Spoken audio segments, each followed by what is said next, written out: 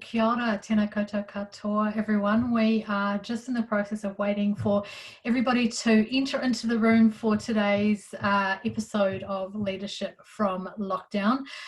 For those of you that have been with us before, you'll know the drill by now. We get together with a fantastic speaker every week.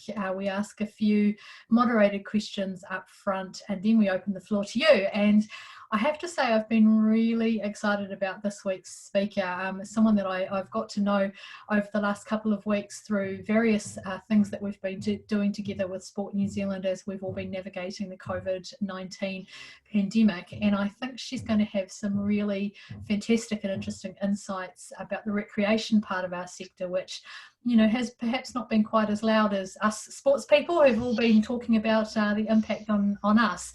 So just a little bit of housekeeping. At the end of today's session, we will have a quick poll where we'll be checking in with you to see how you're all feeling at the moment. And if you do have a question, just make sure that you shoot it into the section that is seen by all of the panelists so that we can make sure that gets asked. Oh, my words aren't working today. So anyway, without further ado, our amazing moderator, who we keep convincing to come back week in, week out, has come back again. So I'm going to hand you over to the lovely Ricky Swanell. Oh, now I've lost my words. Thank you, Rachel. Awesome. Welcome in, everybody. I hope the first day or two of level 2 has been awesome for you. It's so nice to be out and about and seeing people again and having a hug, which is, isn't it funny, the things you take for granted. Just as Rachel said, remember, if you do have any questions, please pop them into the Q&A portion down the bottom, and then I can have a look through and answer them as we go. So let's get into it, because as anybody who's been on this before knows, I always run out of time to get to everybody's questions. So can I please welcome our guest today is Tracey Prince-Puketapu, who's the acting CEO of Recreation Aotearoa. Tracey, how are you? How has the first couple of days of level 2 treated you? And I guess, gosh, after the last couple of months, it's been one heck of a time. Kia ora, Ricky. Yeah, thank you. Great to be here today. Yeah, it's been an interesting couple of days. Not much has changed for us in our bubble, actually. I'm still been working from my office at home, which is also our dining table, and teenagers are still doing remote school work. The only one who leaves our house is my husband and my husband's sister, who lives with us, and that's been interesting for us as well. My husband is someone who is kind of high risk. He has heart troubles, and his sister is an essential worker. So that's been an interesting combination. Yeah, for sure. And I guess the cautions and everything that has to come with it, it just goes to show how everybody has had their own things to deal with at various points in this. You in particular, first of all, we'll get an explanation. What, for those who aren't sure, what is Recreation Aotearoa? What is your role? What is the organisation? So we're a membership organisation, and our vision is that we have a strong recreation industry that meets the needs of our participants through recreation, and that all New Zealanders have the opportunity to be active, healthy and connected. Predominantly, a lot of our members are based at councils, but we also have contractors that run facilities and work for councils, and then anybody else who's passionate about recreation. And we've definitely expanded our membership through the last 6 weeks, from people joining us on webinars and coffee meetings, and yeah. So what does, like, gosh, it sounds really like a really basic blonde question, but what does recreation encompass? I can say that. You can. So we kind of split ourselves into sectors, but there's parks and open spaces, outdoor recreation. So the outdoors is a bit further than our local parks. And then there's facilities, which includes aquatic facilities, recreation facilities, and then we have community recreation and sport. And that can happen anywhere. That can happen in a facility, that can happen in a park, that can just be a group of people coming together to recreate, but it does have a focus on what the community wants and needs to do. Yeah, and as I said, you're the acting CEO, and you came into that role very unexpectedly, just as this whole situation with COVID was getting really serious. What has the situation been like for you personally? It's been challenging, I have to say. It was definitely at the start. So just for the people who don't understand the backstory, we'd made a decision early on to work remotely at home, and that happened the week before lockdown on the Tuesday. And then on the Thursday evening, our CEO, Andrew, had a mountain bike accident. And was taken down to Christchurch and is currently undergoing rehabilitation at Burwood Hospital, doing a great job as well, as we knew he would. But it was very challenging because our team had just started to work from home, and we'd always had that ability, but we're a close-knit team, and we all really enjoy the banter and the conversation that happens in the office. And so we had that challenge. Our members were being challenged, and so we were trying to respond to them as well at that time. And then with our boss not being there either, and the staff kind of trying to process what was happening with him. It was a crazy kind of 2 weeks. But for me, it was the natural kind of thing to do to step into this role and support the team that I've had worked with for so many years. And from the board's perspective, that was the natural kind of thing that should happen as well at that point, just to provide some continuity and stability for our team.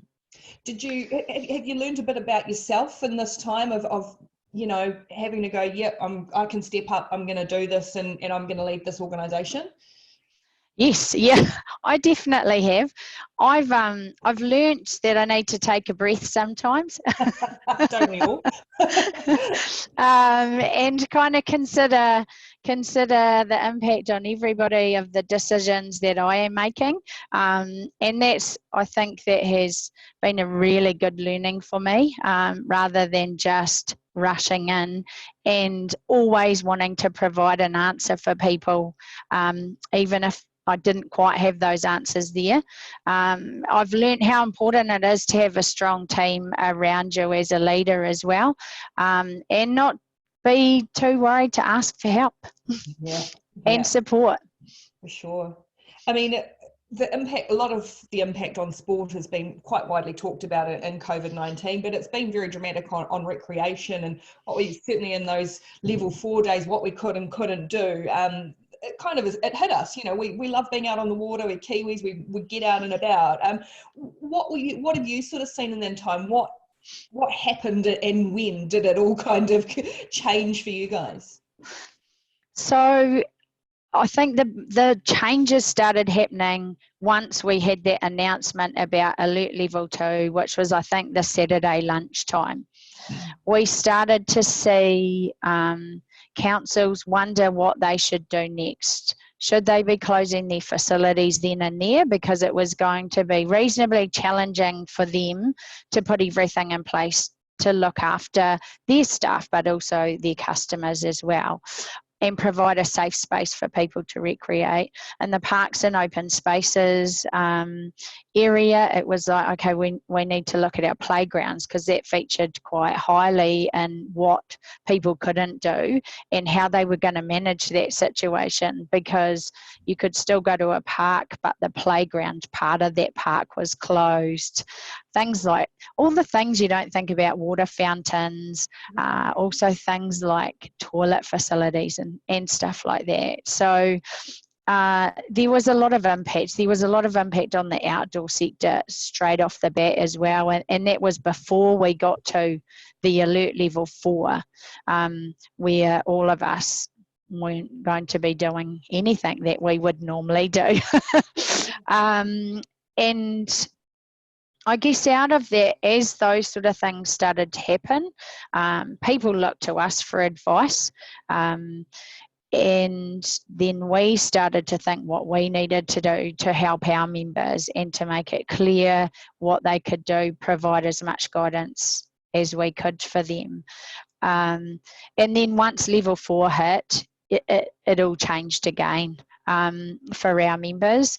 And then it was, what was the public doing at level 4? How could we support them to continue doing their recreation? And it was great to hear our Prime Minister say, you still need to do recreation activities to the wider public.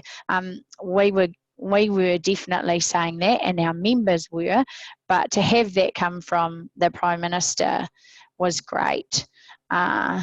And I personally noticed more people getting out and recreating with their families as well, which I thought was great to see. Let's hope that continues. Yeah, for sure. That's actually one of the questions that's popped in, which we can get to as we press on.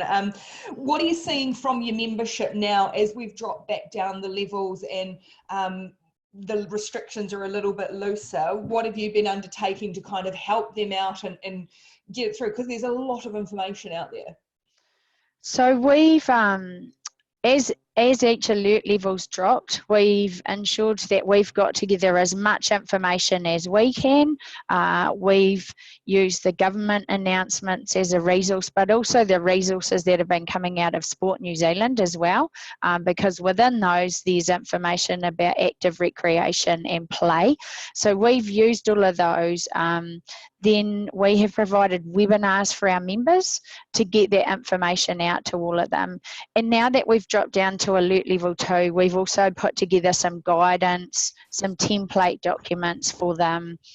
And along the way, every week we've had regular catch-ups with our members, and we've called them coffee meetings.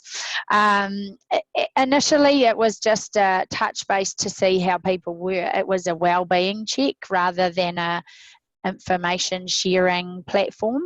As these have gone along and people have got into a routine, then it's been an information gathering and sharing platform for all of our members as well. And we've seen more and more people join those as alert levels have changed as well, Ricky. Yeah. I guess one big part of that has probably been preparing for level 2 and almost like I don't know, I've been out and about the last 2 days and sort of an influx of people heading out while the weather is still nice, at least here in Auckland. So how has that preparation been, and particularly around areas like hygiene and keeping people safe and telling kids that yes, you can now go on the playground, but... Yeah. So there's been lots of work happening in the background, and I have to say public probably don't appreciate how much work councils have had to do to get everything ready for them at alert level 2. There's been so much work having to be done around hygiene, so everything's had to have a proper full clean before it's been opened up again to the public. They need to ensure that they've got PPE gear on site for staff as well, especially when we think about facilities where staff come into reasonably close contact with public. Playgrounds, yep, they've had to have safety checks. So, you know, we don't know what's happened in the time that it's been closed to playgrounds. So they've had to make sure that everything is safe for people to go back and use that equipment. Huts, dock huts would have had to have all been cleaned. I'm sure that they've checked all their tracks as well to make sure through the lockdown and when those were closed that there's been no slips or tree fall or anything like that. And the same in our parks, there will be regular checks of those. the grass needs to be mowed. You know, there's a whole lot of things that couldn't be done that needed to be done leading up to this point. Facilities have to have contact tracing in place, so they have to have a system around that. So when people enter, things like even just marking the floor where people can stand to queue to come in, a bit similar to supermarkets, I guess, that there's hand sanitizer stations, that they have a way of cleaning the changing rooms and the bathrooms after people have used them. All of those kind of things that have to happen before they can open the playground, open the facility doors. Staff need to be trained in all of these new procedures. They have to have a safety plan in place, which is, you know, there's a template on WorkSafe site, but they need to make sure they've covered everything off around that. So there's a lot that they need to do before they can welcome their customers back, which I know they desperately wanted to do. Yeah, and I guess it's ongoing too, isn't it? All of those those sorts of things. I guess from your side, from Recreation Aotearoa's side, you're a charitable body, so you don't have lots of commercial objectives or all of that, but you still have to be business mindful and of the expenditure. Are you going to suffer? Is your organisation going to suffer, or has it, from this situation? Yeah, we've definitely had to make some changes. Yeah. As we were going into the alert level 2, we had to make a really tough decision to cancel our main conference for the year. Green Pavlova, I know, an unusual name, but it's our Parks and Open Spaces conference. And the difference this year was that it was actually a Trans-Tasman conference. So it was run in conjunction with World Urban Parks. And you know, we were going to be having speakers coming from overseas and delegates coming from overseas as well. So we had to postpone that. So we've postponed it till May next year, knowing that there was going to be a time period that there was going to be no travel. Our borders could be shut for a reasonably long amount of time. So that was disappointing. And obviously with those sort of events that you have, there is always a projected surplus from events that covers your staff time and everything like that. So yeah, that was a hit to the budget, I have to say, and not expected. So we've just started to do things a bit differently. You know, our expenditure's been cut. We can't travel anyway domestically, so that saved us some money. And it's also been good for the environment, I have to say. We're a carbon zero organisation, and so our next audit is going to look a lot better than our last one with less travel time, less air travel. Yeah, and looking at our budget for the next financial year, we've had to change some things that we would normally do. We're looking at our next 2 conferences, which are in August and November, how we will run those differently, looking at virtual platforms and different ways of delivering some professional development and connecting our members together in the future. So yeah, we definitely will do a lot of our normal work differently. Yep, it's everyone's new normal, isn't it? I'll get into the questions that are coming in from the attendees today, because there's some really good ones in here. Firstly, is the definition of recreation, definitions, gosh, use the words again, is the definition of recreation changing as a result of this crisis? For instance, where does physical recreation end and mental or well-being recreation begin? Oh, that is a good question. I don't know that it... I don't know that, I think there's some really blurred lines there, and one of the things that we know, and especially from a lot of research that has been done, is physical recreation has a positive impact on our mental well-being. It has a positive influence on us staying socially connected with other people as well. So I don't think that they can stand alone. I think that they all merge together. And I guess it was shown as being really important when we went into lockdown, how much recreation we do as a country. And when we couldn't do it, that was the questions that people were asking. Oh, but I can't go tramping. No, sorry, not at level 4. I can't go surfing. I can't go swimming. And when people are asking those questions, then we know that that's really important to them. And everyone fell back on recreation as something to do, even if it was just to get out in the fresh air, see other people walking on the other side of the road. There was still the impact of that, and would be interesting to see on our participants the impact on their mental well-being of being able to go out and still do some type of recreation, even if it wasn't their preferred recreation activity. Like, oh, let's go for another walk. Yeah. I guess on that, have you seen, we've seen a lot on social media about what people have been doing, but have any new forms of recreation evolved from people being confined at home, new pastimes, new sports or physical activities that might mean they might not need facilities as much sometimes? They might be taking some time to get back. I've seen some really interesting videos, I have to say, online of what people have been doing.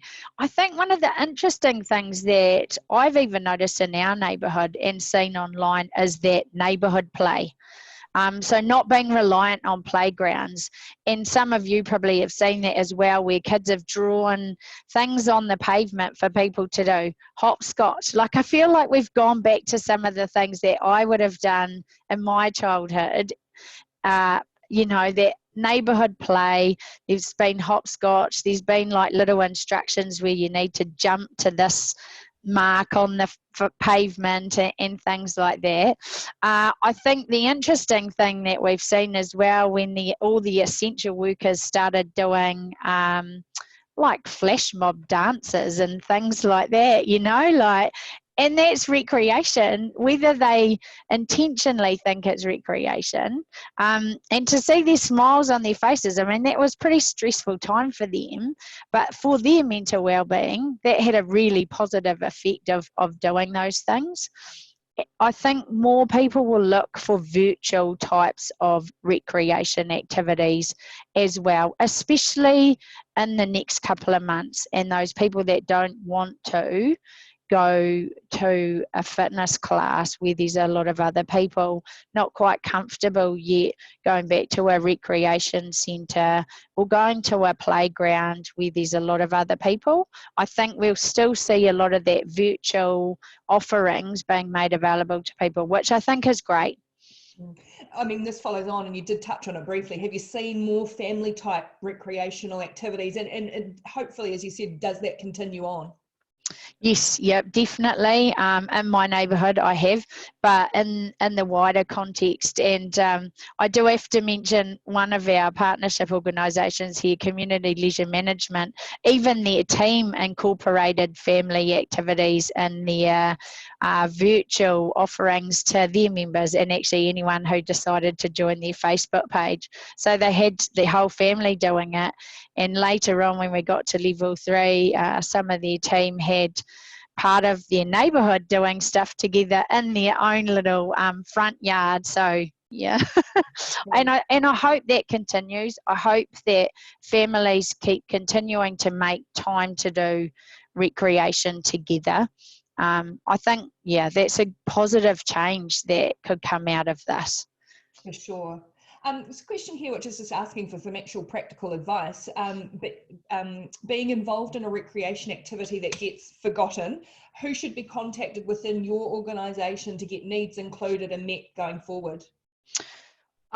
Contact any of our team, even if they want to contact me, and then I can direct that person to the right person within our team that can help them. There's also some level of support coming out from Sport NZ as well. So they released a relief package on Monday, I think it was, for clubs and small groups that need some support. But yeah, initially contact me, and then I can pass that on to the relevant team member to follow up with that person. Through your website? Yep, through the website. We've got our emails, email details on the website. What do Kiwis do in recreation that's different to the rest of the world? I think we probably are a little bit more involved in our outdoors space.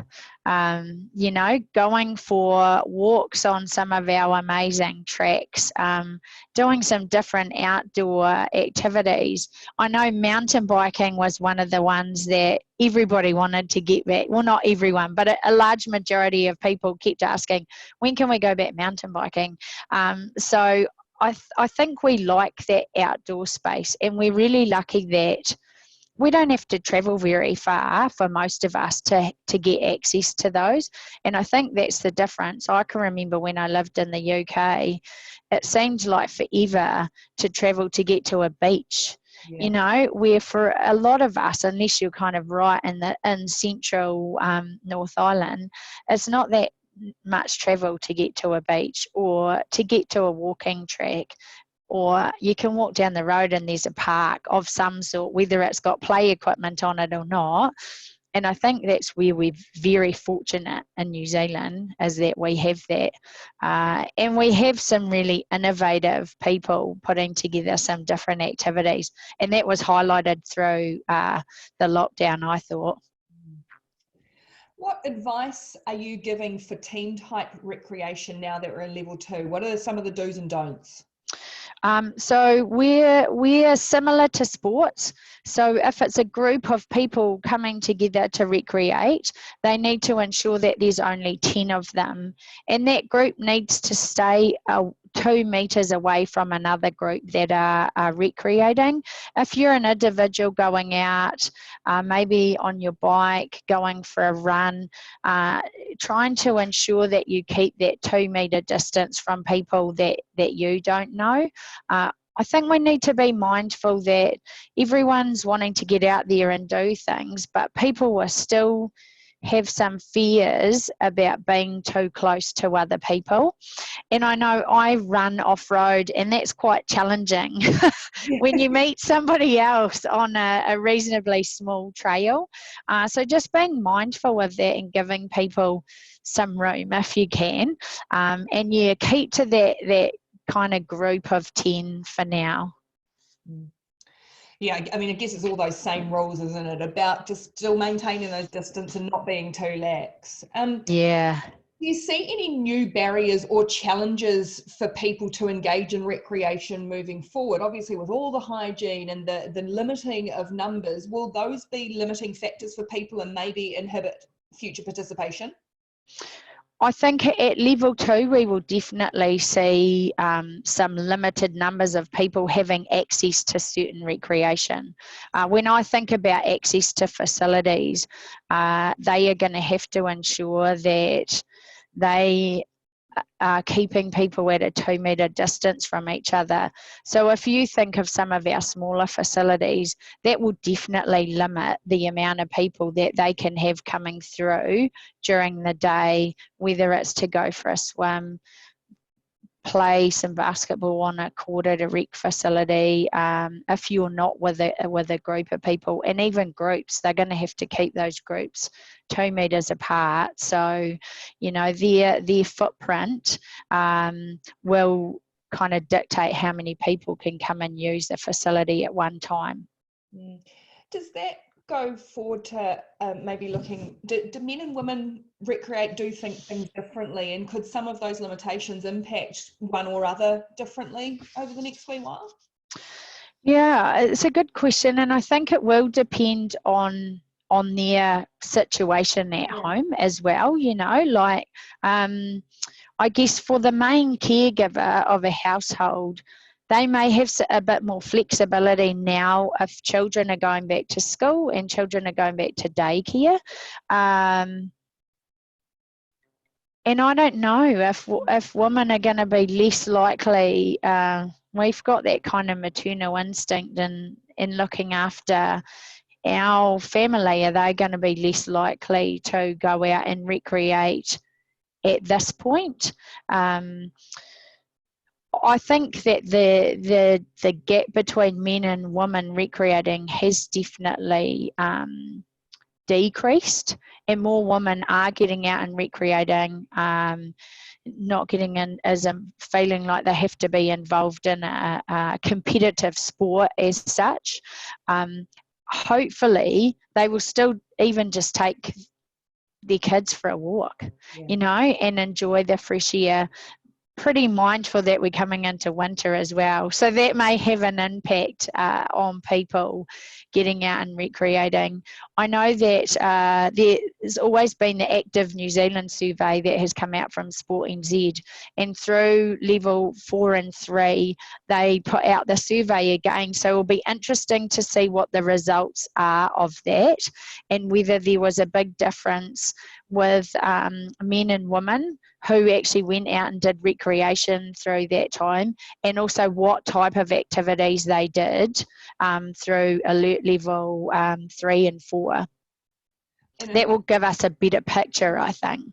And following on from there, are there any differences in what's important for gauging Māori or Pacifica or other ethnicities in the recreation space, especially in a time when we have been, you know, being stuck at home?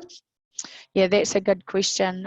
We've been working with Te Kahui Kura Māori, which is a group of experts, Māori experts in this, and the environment is very important to Māori, and so I would imagine that they will be looking forward to being back out in that environment, being able to get back into the water as well to get kaimoana is very important. And so, yeah, they would have definitely been impacted on the restrictions that we had at level 3 and 4. Level 2 gives them the ability to go out into the environment, into the sea as well, which will make a big difference. For sure. What's been the hardest decision your organisation has had to take in this crisis? Oh, that is a good question. I don't think we've had any really hard decisions at this point. I think, yeah, I think we may have some hard decisions to come. I guess right at the start, having to postpone the conference that we'd all really looked forward to and then communicate that out to our members was really hard, and it really impacted on some of our team given the amount of work they'd put into that conference leading up to that. And interesting enough, it was only 2 weeks ago that we would have all been in Rotorua for the conference. So that week we were all a bit like, oh, we would have been in Rotorua this week, you know. And while some of us were probably a bit relieved about the normal heavy workload that comes those 2 weeks beforehand, not having that, I think we more than made up with that workload with all the online offerings that we were that we were having. So I feel like staff probably didn't feel like there was much of a break or difference.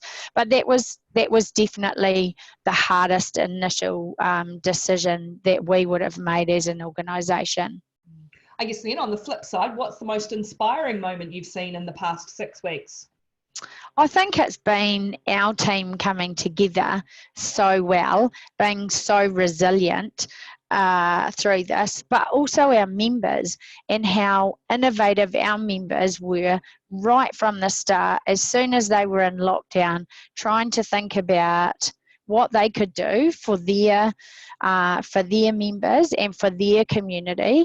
Lots of them were redeployed to help with civil defence, so they were out there delivering meals, going in and getting prescriptions for people, but they also tried to do online training with staff. They made sure that they kept in touch with staff regularly and checked on their well-being. So I think as an industry, I think our resilience and just how innovative we were in those first couple of weeks, but also how much we still focused on our communities and looking after them. What research has been completed scoping recreation and needs in New Zealand, and is that able to be found somewhere for some of our participants? So like I said, that Active New Zealand survey has been conducted, and that will give us some good information. Hopefully that is coming out in the next week. I'm not sure. Sport NZ have been very busy throughout this time with COVID response and things like that. So hopefully that comes out. There's also some great work being done out there by Skills Active, who is our industry training organisation, and they're doing a workforce scan. So hopefully we will have some information coming out from them in a month or two. And any other research we will be sharing. So throughout this entire time, any insights that we have been able to find, we have put into insights documents and included links to any research to back those up. So those are all on our website. Cool. Where's the biggest need for money that you have now? Where could it come from? I mean, so many organisations are going to be looking for new sources of funding. Yeah, they are. And I guess there was a lot of people watching the budget announcement yesterday, and there's still some more announcements to come. I think workforce has probably been really hard hit in our sector. You know, in the outdoor space, especially things like school camps and those type of outdoor education spaces, they were coming into their busiest time and when lockdown happened. So it's had a massive impact on them. And so they are looking at reinventing what they do because winter traditionally is not a busy time for them. Schools don't tend to have camps. People don't tend to go and do some of those outdoor activities. So there's definitely a need in that outdoor space, and we've done some advocacy to push and highlight the need for them. Get out and support local as a good, I think everybody's saying that.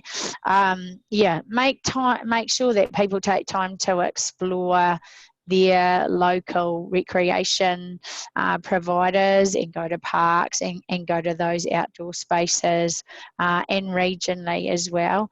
And just be mindful, I think, that councils are doing that the best that they can. Their budgets have been hit drastically, and I know there's lots of conversations about rates, and I'm not getting into that. But, you know, councils are looking out for their communities, and they also have to be very mindful of the impact that this has had on their staff. So, yeah, support local. I know you may have to queue for a little bit longer to go into some of the recreation spaces, but it'll be worth it. So, yeah. I mean, talking about the regions, what are the differences in recreational activities between the city and the country areas? Good question. Rural areas tend to have less facilities as such, and so they rely on that outdoor recreation space. I know in the aquatic space, a lot of rural areas will have an outdoor summer pool. So those are closed now. So they'll be more reliant on going and walking tracks, going on bike rides. For some of them, they recreate in their own backyard. You know, people are lucky in New Zealand that some of our backyards are pretty huge, include lots of native bush where you can go and run and go mountain biking and things like that. And, you know, in the cities, there tends to be a lot of facilities available for people to go and recreate in. Mindful that some of those haven't opened up yet. So the impact for people in cities may be that places that they would normally go to visit will be busier than what they have been, with less capacity of having people within them. Excuse me. Can you confirm the website for us, please? Yes, so if you just look at Recreation Aotearoa, you will find us. Easy? Easy. Google Recreation Aotearoa. Yep. Easy done. Well, I've seen Sharon pop up, which generally means we're out of time or we're about to get out of time. So thank you. It's been really interesting. And I think certainly for me and others, just learning a lot about the space that you do work in and things we maybe take for granted that that need people to still be looking after them and getting everybody out there and being active. So thank you so much. And I will hand over to Sharon to wrap us up and get through the poll and everything for today. Thank you, Ricky. Thank you so much, Ricky, and thank you, Tracey. I will formally thank you in a moment. In the meantime, if everyone joining us can fill out the poll in front of you, and I'll give you the results of that shortly. Tracey, I was super excited to hear from you today, for a few reasons. As you said, sport, recreation and the outdoors is really intrinsic to New Zealand and Australia. It's almost part of our national identity. So the last 7 weeks have been really difficult, and I just wonder if listening to you, we really understood, like you were saying, what was going on in the background. I'd never thought about water fountains and what the council were doing. So thank you from all of us for what you're doing, and I'm sure we'll be more appreciative than ever when we are able to get back out there. The second reason was your leadership journey, and I think you've been very humble in the way that you've presented that, which is very Kiwi. But what an unbelievable time for you, and just wanted to say again thank you, and any support you need from the community, I'm sure that we're all here for you, and congratulations on what you've done and achieved in this time. And mental health and well-being is really important to the Circle and Sports Connect, so I appreciated you talking about that as well. And indeed, my Facebook has been flooded with that 25 press-ups in 25 days or whatever it is. So we are finding new ways, and that's our innovative nature, isn't it? So it's quite neat. So on behalf of Sports Connect and Women in Sport Aotearoa, thank you so much for your time today. It's been really neat to share the afternoon with you. So our poll results are up now. So how is everyone feeling? Excellent, innovative, most of us. Majority believe the New Zealand government is doing a good job at the moment. 12 months is the average estimate of when this will be over. And we've got the priority of women and girls for business recovery, 44% high and 50% medium. So pretty positive overall. So thank you again for everyone joining us. Thank you to Rachel and Women in Sport Aotearoa. Thank you, Ricky, for your time. Always wonderful to have you with us. And Tracey, I'll hand it over to you for the final words in closing. Thank you. Everyone just be kind out there, and make sure that you get out and enjoy the outdoors this weekend. Fingers crossed we've got some good weather for it.